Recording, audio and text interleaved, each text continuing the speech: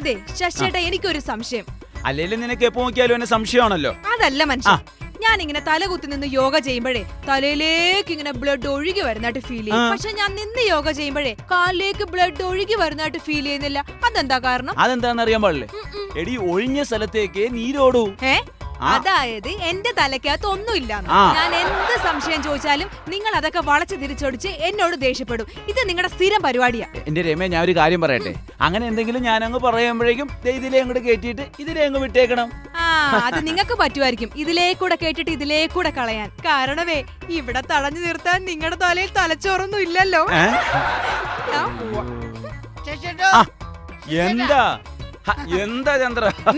ഇന്നലെ ഞാൻ ശശിയോട്ടിനോട് മേടിച്ച 500 രൂപ കറക്റ്റായിട്ട് ഞാൻ അങ്ങനെ വാക്ക് പറഞ്ഞ വാക്കാർക്ക് ശശിയേട്ടാ. എവിടെ നിന്നാണ് നിനക്ക് നോട്ട് കിട്ടിയത്? ഞാൻ ബാറൊക്കെ ബ്രാൻഡ് കുടിച്ചപ്പോ ഒരു ബാക്കി ഒന്നും നോട്ടില്ലേ അത്? എടാ, ഇത് കള്ളനോട്ടാ. ഇത് കള്ളനോട്ടാന്ന്. ചുമ്മാ നല്ല നോട്ടില്ലേ അത്? ഇതിനകത്ത് നോക്കിയേ, ഇതിനകത്ത് ഗവർണറുടെ സീലില്ല. കാണിച്ചേ. റിസർവ് ബാങ്ക് ഗവർണറുടെ സിഗ്നേച്ചർ ഇല്ല. അയ്യോ ശശിയേട്ടാ, സംഭവം എന്താണെന്നറിയത്? ഇതങ്ങനെ ലീവായിരുന്നപ്പോ അടിച്ച നോട്ടായത്. അതുകൊണ്ടല്ലേ അങ്ങനെ സിഗ്നേച്ചർ ഇല്ലാതെ പോയത്. എടാ, ഈ കള്ളും കുടിച്ച് നടക്കുന്ന നേരത്ത് വല്ല പണിയെടുത്ത് ജീവിക്കാൻ പാടില്ലേ? എന്റെ ശശിയേട്ടാ, അതുകൊണ്ടാണ് ഞാൻ ഇന്ന് കുടിക്കാൻ തന്നെ കാരണം. ഞാനും എന്റെ അളിയനും കൂടെ കൂടി കൊറേ കച്ചവടം നടത്തു, എല്ലാം മുടിഞ്ഞു പോയി. എന്ത് കച്ചവടം? എന്ത് കൃഷി? കഴിഞ്ഞ പ്രാവശ്യം പറഞ്ഞു നമുക്ക് ഇത്തിരി കച്ചവടം അങ്ങ് നടത്താന്ന് പറഞ്ഞു. ഏത് വാനില കച്ചവടം. അത് നല്ല കച്ചവടം അല്ലേ?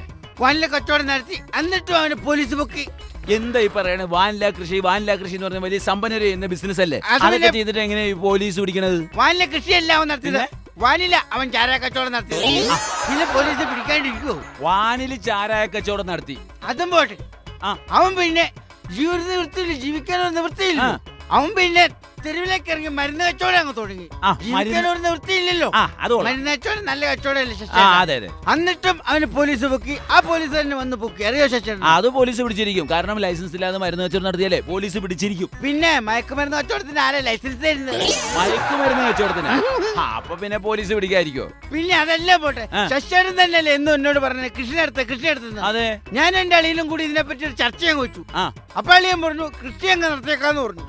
അവനെങ്ങാണെന്ന് കുറെ സ്ഥലമൊക്കെ കണ്ടുപിടിച്ച് കളച്ച് മറിച്ച് കൃഷി അങ്ങ് തുടങ്ങി. എന്നിട്ടും ആ പോലീസ് തന്നെ വന്ന് എന്റെ അളിയനെ പൊക്കിക്കൊണ്ടുപോയി. ശശിയേട്ടൻ എന്തൊക്കെ ഈ പറയണത്? കൃഷി ചെയ്ത ഏത് പോലീസാണോ പിടിക്കണത്? ഇന്നത്തെ പോലീസ് നമ്മുടെ സർക്കാർ കൃഷിക്ക് യാതൊരു പ്രോത്സാഹനം തരുന്നില്ല. കൃഷി ചെയ്തിട്ട് എന്റെ അളിയനെ പോലീസ് പൊക്കി. എന്ത് കൃഷി? കഞ്ചാവ് കൃഷി. കഞ്ചാവ് കൃഷിയാണ് നടത്തിയത്, പിന്നെ പോലീസ് പിടിക്കാതിരിക്കോ? അതാ ഞാൻ പറഞ്ഞ, ഇന്നത്തെ സർക്കാരോ ഗവൺമെന്റോ കൃഷിക്ക് വേണ്ടി യാതൊരു പ്രോത്സാഹനവും ചെയ്യുന്നില്ല. ഇനി കൃഷിയുടെ കാര്യം ശശിയേട്ടനോട് മിണ്ടിപ്പോകല്ലോ കേട്ടോ. പ്രസിഡന്റ്, നമ്മള് കുഞ്ഞപ്പൻ ചേട്ടന്റെ വീട്ടിലെത്തിയിട്ടുണ്ട്. ഈ കുഞ്ഞപ്പൻ ചേട്ടന് സ്വീകരണം കൊടുക്കാന്ന് പറഞ്ഞല്ലോ. ഇതിനൊക്കെ നമ്മുടെ ഒരു ഫണ്ട് വേണ്ടേ? എന്റെ പൊന്നു പ്രതിഭ, ഞാൻ പറയണ കേൾക്കും. ഈ കർഷകശ്രീ കിട്ടിയ കാരണമല്ലോ നമ്മൾ കുഞ്ഞപ്പൻ ചേട്ടനെ സ്വീകരിക്കാൻ പോകുന്നു. അപ്പൊ നമ്മൾ പുള്ളിനെ സ്വീകരിക്കുന്ന പേരും പറഞ്ഞ് പുള്ളിയോട് നമ്മളൊരു 5000 രൂപ മേടിക്കും. എന്റെ പ്രസിഡന്റ്, അതൊക്കെ വലിയ പ്രശ്നമാവും. കാശൊക്കെ മേടിച്ച വലിയ പ്രശ്നമാവും. പ്രതിഭ, ഒരു പ്രശ്നവുമില്ല.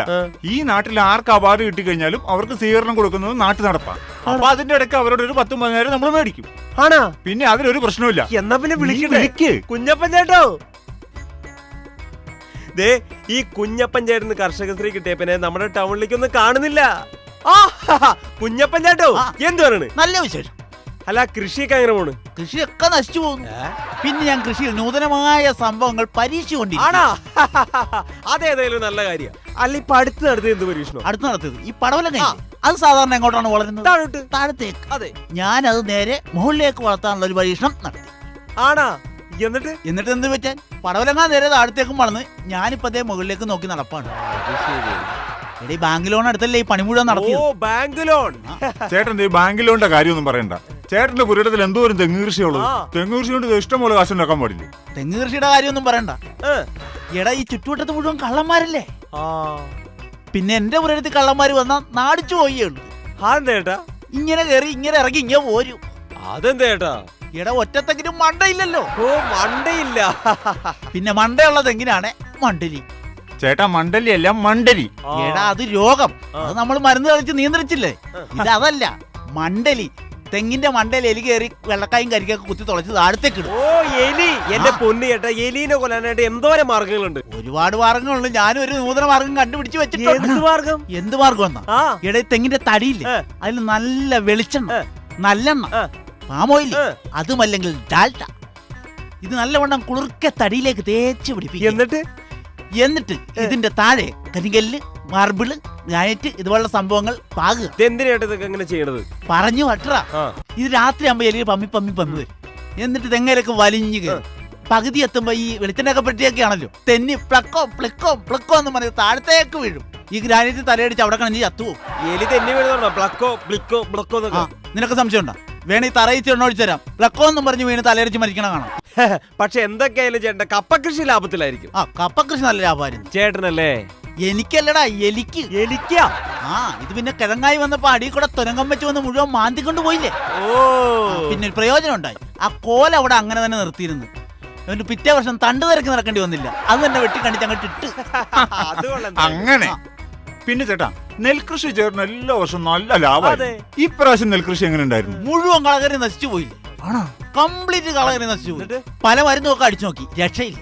അവസാനം ഒരുത്തൻ എന്നോട് പറഞ്ഞ് ഈ കരുനാക്ക് ഉള്ള ആൾക്കാരില്ലേ, അവരെ കൊണ്ട് കണ്ണു വെപ്പിച്ചാൽ മതി. അപ്പൊ കളയാൻ നശിച്ചു, കംപ്ലീറ്റ് നശിച്ചു. എന്നിട്ട് ആരെ വിളിച്ച്? നമ്മുടെ സോണിന്റെ മണ്ണില്ലേ, ആ തെക്കേതിലാ. എന്റെ ദൈവമേ, സുരേഷ. ആ, അവൻ എന്ത് പറഞ്ഞാലും അതുപോലെ സംഭവിക്കും. അതുപോലെ സംഭവിക്കും. അവൻ കഴിഞ്ഞ ദിവസം ഇവിടെ വന്നിട്ട് പറഞ്ഞു, ചേട്ടാ അടിപൊളിയായിട്ട് ബൾബ് കത്തുണ്ടല്ലോ എന്ന് പറഞ്ഞു. ടീം പോയി. അത് പോയി. അപ്പൊ തന്നെ ഞാൻ തീരുമാനിച്ചു ഇവനെ കൊണ്ട് തന്നെ പറയിപ്പിക്കാം. എന്നിട്ട് ഞാൻ നേരെ അവന് കാപ്പിയൊക്കെ മേടിച്ചു കൊടുത്ത് നേരെ പാടത്തിന്റെ സൈഡിൽ കൊണ്ട് നിർത്തി. എന്റെ ഭാഗ്യത്തിന് പാടം കണ്ടപ്പോഴേ അവൻ പറഞ്ഞു കേട്ടോ, ചേട്ടാ കംപ്ലീറ്റ് കളയാണല്ലോ. അപ്പൊ കള പോയിണ്ടാവും, കള നശിച്ചിണ്ടാവും എന്നാ ഞാനും കരുതിയത്. സന്തോഷിച്ചു നിന്നപ്പോഴാണ് അവന്റെ അടുത്ത ഡയലോഗ്, എന്ത് പറഞ്ഞു? ചേട്ടാ ഈ കളയുടെ ഇടയിൽ നിൽക്കുന്ന കതിരുണ്ടല്ല, അതാണ് കതിരെന്ന്. പിന്നെ ഞാൻ നോക്കുമ്പോ കാണാൻ എന്നാന്നറിയാമോ, കളയേതാ കതിരേതാ പാടവേതാന്ന് ഒരു പിടിത്തോ ഇല്ല. കംപ്ലീറ്റ് കരിഞ്ഞുണങ്ങി നശിച്ച് നാശകരണം. പിന്നെ ഈ കൊല്ലം കിട്ടിയ ലാഭം എന്ന് പറഞ്ഞാൽ കശുവണ്ടി വിറ്റ് കുറച്ച് കാശ് കിട്ടി. അതിന് ചേട്ടന്റെ പറമ്പിൽ കശുവണ്ടി ഇല്ലല്ലോ. എന്റെ പറമ്പിലില്ല, പക്ഷെ അപ്പുറത്തെ പറമ്പിലൊക്കെ കശുവണ്ടി കൃഷി ഉണ്ടല്ലോ.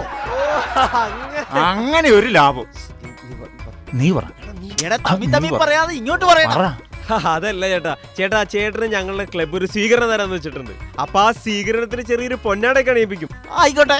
അപ്പൊ ചേട്ടൻ ഞങ്ങളുടെ ക്ലബിന് വേണ്ടി ചെറിയൊരു സംഭാവന തരണം. ആവാലോ. ഒരു 5000 രൂപ. 5000 രൂപ? ആ, എടാ ഈ കൃഷി നശിച്ച് നാശകരണമായിരിക്കണം. ഞാൻ എവിടെ നാളെ 5000 രൂപ? അതൊന്നും പറഞ്ഞാൽ പറ്റില്ല. 5000 രൂപ ചേട്ടൻ തന്നേ പറ്റൂ. എങ്ങനെ തരുമെന്ന്? ചേട്ടാ, ചേട്ടന് കർഷകത്തിന് കിട്ടിയില്ല, അപ്പൊ ധൈര്യമായിട്ട് വരാൻ പാടില്ല. കർഷകശ്രീ കിട്ടിയനി 5000 രൂപ ഞാൻ തരണമെന്ന്. എടാ ഈ കർഷകശ്രീ മേടിക്കാൻ പറ്റ പാട് എനിക്കേ അറിയാവുള്ളൂ. അറിയാമോ? എന്ത് പാട്? എടാ ഇവിടെ കിടന്ന കശുവണ്ടി ഞാൻ മാർക്കറ്റിൽ കൊണ്ടുപോയി വിറ്റ്. അവിടുന്ന് ബസ്സിന് കയറി ടൗണിൽ ഇറങ്ങി. അവിടുന്ന് ബുക്ക് സ്റ്റാൾ മുഴുവൻ കയറി ഇറങ്ങി. അവസാനമാടാ 12 രൂപ 50 പൈസ കൊടുത്ത് ഈ മാസിക മേടിച്ചതിനാണോടാ നിനക്കൊക്കെ ഞാൻ 5000 രൂപ സംഭാവന തരേണ്ടത്.